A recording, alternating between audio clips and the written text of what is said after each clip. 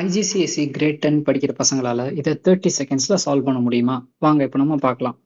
By multiplying or dividing both the numerator and denominator by the same number, நம்ம இதுல நியூமரேட்டரையும் டினாமினேட்டரையும் same நம்பரால multiply பண்ணணும். Find three equivalent fractions for each of the following. ஒரு ABCDE மொத்தம் 5 some இருக்கு. ஒரு கொஸ்டினுக்கும் 3 equivalent fractions கண்டுபிடிக்கணும். இப்போ ஒரு சம் எடுத்துக்கலாம். எக்ஸாம்பிள், இந்த 3/7 இருக்கு. நம்ம இப்போ 3/7 தான் சால்வ் பண்ண போறோம். இதுக்கு 3 ஈக்குவலன்ட் ஃப்ராக்ஷன்ஸ் கண்டுபிடிக்க போறோம். ரொம்ப ஈஸி. ஃபர்ஸ்ட் 2/2ஆல மல்டிப்ளை பண்ணுங்க. So 3/7 times 2/2. ஆன்சர் என்ன வரும்? ஈக்குவலன்ட் ஃபர்ஸ்ட் ஈக்குவலன்ட் ஃப்ராக்ஷன் கண்டுபிடிக்கிறோம். First 3 times 2, 3 times 2 it will be 6. அடுத்து 7 times 2, 7 times 2 it will be 14. அவ்வளவுதான். ஃபர்ஸ்ட் ஈக்குவலன்ட் ஃப்ராக்ஷன் கண்டுபிடிச்சாச்சு.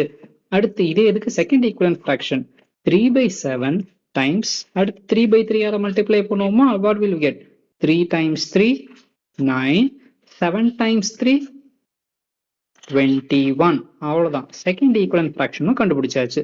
தேர்ட் ஈக்குவலன்ட் ஃப்ராக்ஷன் இதே ஸ்டெப்பை ஃபாலோ பண்ணுவோம். ரொம்ப ஈஸி. 3/7 multiplied by 4/4 ட்ரை பண்ணி பார்ப்போமா? குட். 3 times 4 நமக்கு என்ன வரும்? கமான், 3/4 மல்டிப்ளை பண்ணா நமக்கு என்ன வரும்? 3 times 4 12 divided by, அடுத்து கீழே டினாமினேட்டர் பாருங்க. டினாமினேட்டர் சேம் நம்பரால மல்டிப்ளை பண்ணணும். 7 times 4. ஆன்சர் என்ன வரும்? Think and then say quickly. கமெண்ட்ஸ்ல போஸ்ட் பண்ணுங்க. 28. அவ்வளவுதான். 3 ஈக்குவலன்ட் ஃப்ராக்ஷன் கண்டுபிடிச்சாச்சு. ரொம்ப சிம்பிளான சம். இதே மாதிரி சம்ஸை மறக்காம தினமும் ப்ராக்டிஸ் பண்ணுங்க. Easily you can get A star.